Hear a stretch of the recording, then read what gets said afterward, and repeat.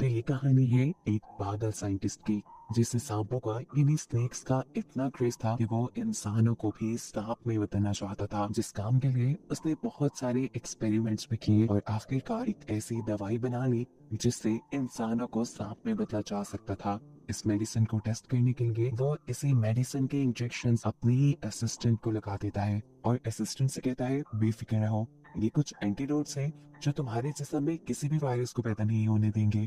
लेकिन वो नहीं जानता था कि प्रोफेसर उसके साथ झूठ बोल रहे हैं। वक्त गुजरता रहा और उसकी हालत बदलती गई। आहिस्ता आहिस्ता उसके जिस्म से स्किन उतरने लगी और साथ ही उसके जिस्म पे सांप वाले स्केल्स आ गए। नीचे से उसकी आधी बॉडी तकरीबन सांप में बदल गई, लेकिन वो अभी भी आधा इंसान ही था। इन सब चीजों के साथ साथ उसने इंसानों वाली कई ताकतें भी खोती थी, जैसा कि अब वो बोल नहीं पाता था, चल नहीं सकता था और ऐसे बेचारा अपने साथ होने वाले ये जुल्म किसी को बता भी नहीं सकता था। साइंटिस्ट ने उसकी इसी कमजोरी का फायदा उठाया और उसे एक सर्कस वाले को बेच दिया और फिर सर्कस से मिलने वाले पैसों से एक नया एक्सपेरिमेंट करने का डिसाइड। पहले एक्सपेरिमेंट में उनका असिस्टेंट सिर्फ आधा ही सांप बना था, वो एक इंसान को पूरी तरह सांप में बदलना चाहते थे। सर्कस में भी साइंटिस्ट का एक्सपेरिमेंट बहुत हिट हो जाता है। लोग दूर दूर से इस अजीब से क्रिएचर, आधे इंसान और आधे सांप को देखने के लिए आते हैं, लेकिन कोई नहीं ये बात जानता था कि ये डॉक्टर के एक गलत एक्सपेरिमेंट का नतीजा है। खैर, प्रोफेसर को दिखाया जाता है जो आजकल एक नए लड़के की तलाश में है। जाहिर सी बात है जिस पर एक्सपेरिमेंट हो सके, इसी के लिए वो अपने एक प्रोफेसर दोस्त से मिलते हैं और उनसे कहते हैं कि मुझे एक असिस्टेंट की जरूरत है, मेरा पुराना असिस्टेंट मुझे छोड़ कर चला गया है। वो कहते हैं कि आजकल मैं कोई नया एक्सपेरिमेंट कर रहा हूँ जिसके लिए मुझे मदद की जरूरत पड़ जाती है। दूसरे प्रोफेसर जो उनके दोस्त भी थे, वो उनसे इस एक्सपेरिमेंट के बारे में पूछते भी हैं, लेकिन ये साइंटिस्ट उन्हें कोई जवाब नहीं देते। फिर अब प्रोफेसर साइंटिस्ट को एक लड़के के बारे में बताते हैं। उसका नाम था डेविड, जिसे साइंस में बहुत ही ज्यादा इंटरेस्ट था। वो खुद भी पार्ट टाइम कोई ऐसी जॉब ढूंढ रहा था जहाँ से उसे एक्सपीरियंस मिल पाए, और अगर वो एक साइंटिस्ट के अंडर रहता तो वाकई वो बहुत कुछ सीख सकता था। डेविड भी अपनी इस नई जॉब को सुनकर काफी खुश था। वो बिना कुछ ज्यादा सवाल जवाब किए साइंटिस्ट के साथ उनकी लैब में आ जाता है, जहाँ पहले दिन के लिए साइंटिस्ट उसे बहुत से नए नए स्नेक्स के बारे में बताते हैं। डेविड नोटिस करता है कि साइंटिस्ट ने इन स्नेक्स को डिफरेंट कैटेगरीज में रखा है और उसके ऊपर लेबल भी लगाए थे। रेड लेबल का मतलब था कि ये सांप बहुत ही खतरनाक है, अगर इसने काट लिया तो इंसान फौरन मर जाएगा। ग्रीन टैग का मतलब था कि ये सांप जहरीले नहीं, और येलो टैग का मतलब था कि सांप जहरीले तो है लेकिन इनसे बचने का कोई ना कोई इलाज है। साइंटिस्ट उससे कहते हैं तुम फिक्र ना करो, मेरे पास इन सारे सांपों का वेनम है, यानी इन सारे सांपों के जहर का इलाज है। यहाँ तक कि मामा स्नेक का भी, ये स्नेक सबसे ज्यादा जहरीला होता है, यहाँ तक कि उसके जहर का एक कतरा 10 लोगों को मारने के लिए काफी था। इस सांप के काटते ही 1 घंटे के अंदर अंदर इंसान की मौत हो सकती है और इंसान को पता नहीं चलता कि उसे सांप ने काटा है।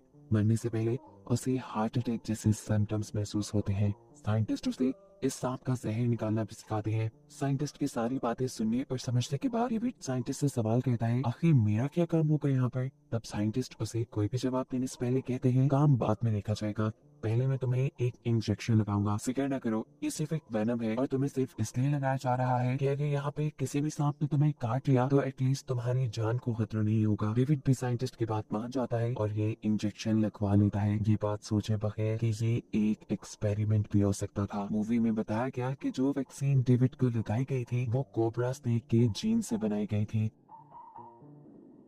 जो सांप अगर आम इंसान को काट जाए तो अक्सर उसके वेनम से भी इंसान नहीं बच पाता। खैर, ये इंजेक्शन लगवाने के बाद साइंटिस्ट और डेविड बातें करने लग जाते हैं और इतने में ही खाने का टाइम भी हो जाता है। हमें पता चलता है कि अब से डेविड साइंटिस्ट के घर पे ही रहने वाला था। जब वो खाना खा रहे थे तो एकदम से डेविड की तबीयत खराब होने लगी, उसके उस सर में दर्द होने लगा और साथ ही उसे बहुत ही बुरे चक्कर भी आ रहे थे। साइंटिस्ट उससे कहते हैं परेशान मत हो, ये वैक्सीन के सिम्टम्स है। साइंटिस्ट की बेटी उसे उसके रूम तक छोड़ आती है और हम देखते हैं कि रात में साइंटिस्ट उसके रूम में बैठे हुए थे। डेविड को भी रात में अजीबो गरीब ख्वाब आ रहे थे और ख्वाब में वो बस सांपों को ही देख रहा था। उसको बहुत ज्यादा गर्मी भी लग रही थी। सुबह भी वो देर तक सोता रहा। सुबह उसकी आंख घर के बाहर होने वाले शोर से खुली। बाहर जाकर उसने देखा कि बहुत सारे लोग घर के बाहर जमा हुए भी थे। ये सब के सब साइंटिस्ट का टैलेंट देखने के लिए आए थे, जिसमें साइंटिस्ट बिना किसी प्रोटेक्शन के एक कोबरा का जहर निकालने वाले थे। बेशक साइंटिस्ट इस काफी माहिर थे, लेकिन हर बार ये काम करते हुए वो बहुत एहतियात करते थे।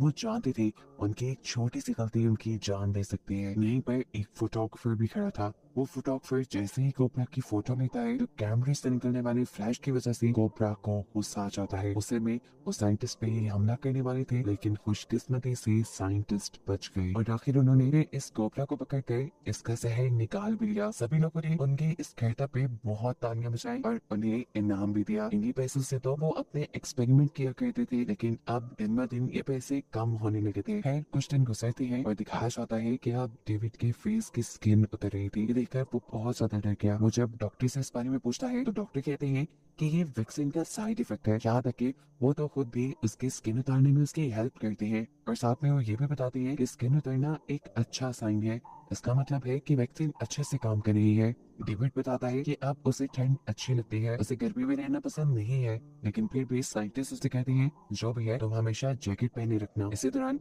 साइंटिस्ट के घर पे पुलिस आती है। वो लोग असल में साइंटिस्ट के असिस्टेंट को ढूंढ रहे थे और इसीलिए उन्हें साइंटिस्ट का घर और लैब की तलाशी लेनी थी। साइंटिस्ट वो इसके लिए मान जाते हैं क्योंकि वो जानते थे कि पुलिस को यहाँ से कोई सबूत नहीं मिलेगा। वो जब लैब के अंदर आते हैं तो देखते हैं कि साइंटिस्ट की बेटी एक बहुत बड़े पाइथन को देख रही थी, जिसे उठाकर एक दूसरे रूम तक पहुंचाने में भी ये ऑफिसर्स उसकी मदद करते हैं। क्या तलाशी लेने के बावजूद ऑफिसर्स को जब कुछ नहीं मिलता तो ऑफिसर्स ऐसे ही यहाँ से चले जाते हैं। खैर दिखाया जाता है कि साइंटिस्ट हर रोज डेविड को कोई ना कोई वैक्सीन लगाया करता था और डेविड बेवकूफ ये पूछता भी नहीं था कि ये सब किस लिए है। इस सब को 1 महीना गुजर चुका था। उसे अब अक्सर सांपों के हेलुसिनेशंस भी हुआ करते थे, लेकिन फिर भी वो लैब में काम करता था। उसे साइंटिस्ट की बेटी क्रिस्टीना भी अच्छी लगने लगी थी और शायद क्रिस्टीना को भी वो। ये दोनों ही कुछ सांपों को खरीदने के लिए एक दूसरे शहर जाते हैं। वापस आते हुए ये लोग सर्कस देखने के लिए रुक जाते हैं। यहाँ पर एक सांपों का शो भी चल रहा था। उन्हें सुनने को मिलता है कि यहाँ पर एक इंसान जैसा सांप भी है, यानी एक ऐसी क्रिएचर यहाँ पर है जो आधी इंसान और आधा सांप है। क्रिस्टीना को ये बात बिल्कुल बकवास लग रही थी। वो तो उसे देखने में बिल्कुल इंटरेस्टेड नहीं थी, लेकिन डेविड इंटरेस्टेड था। वो टिकट खरीद कर अंदर चला जाता है जहाँ उसे साइंटिस्ट का ही असिस्टेंट दिखता है। असल में वो डेविड का ही सीनियर था। डेविड को देखते ही वो पहचान गया। वो डेविड को बताना चाहता था कि ये सब उसके साथ डॉक्टर ने किया है, लेकिन अफसोस वो बोल नहीं सकता था। डेविड को भी वो पहचाना लगा, लेकिन फिर वो उसे इग्नोर कर बाहर आ गया। बाहर आकर वो देखता है कि एक लड़का क्रिस्टीना को तंग कर रहा था। क्रिस्टीना इसके बारे में डेविड को बताती है और डेविड इस लड़की से लड़ने लग जाता है। उस लड़की के अंदर डेविड से कहीं ज्यादा ताकत थी। वो डेविड को हरा रहा था, लेकिन फिर एकदम से डेविड के खून में जोश आया। अजीब तरीके से वो सांप जैसा बिहेव करने लगा, जैसे उसके अंदर का कोई सांप जाग गया हो और किसी सांप की तरह ही वो दूसरी लड़की को काटने लग जाता है। अभी जाहिर सी बात है वो एक इंसान था, इसीलिए उसके काटने से दूसरे इंसान को कोई नुकसान नहीं हुआ और पुलिस ने आकर यहाँ का सारा मामला संभाल लिया। क्रिस्टीना और डेविड घर आ जाते हैं, लेकिन वो लड़का जिससे डेविड की लड़ाई हुई थी वो अपनी लड़ाई नहीं भूला था। वो बदला लेना चाहता था, इसीलिए वो चुप कर इनका पीछा करता है और फिर क्रिस्टीना के घर आ जाता है। आधी रात में वो चुपके से क्रिस्टीना के कमरे में जाने की कोशिश करता है, लेकिन इससे पहले कि वो अंदर चला जाता एकदम से उसके हाथ पे एक कोबरा लिपट गया। यह असल में क्रिस्टीना का पेट था, जिसे अपने हाथों पे लिपटा देखकर ये लड़का एकदम से पैनिक हो जाता है और नीचे गिरकर अपने आप को बचाने के लिए इस सांप को ही मार देता है।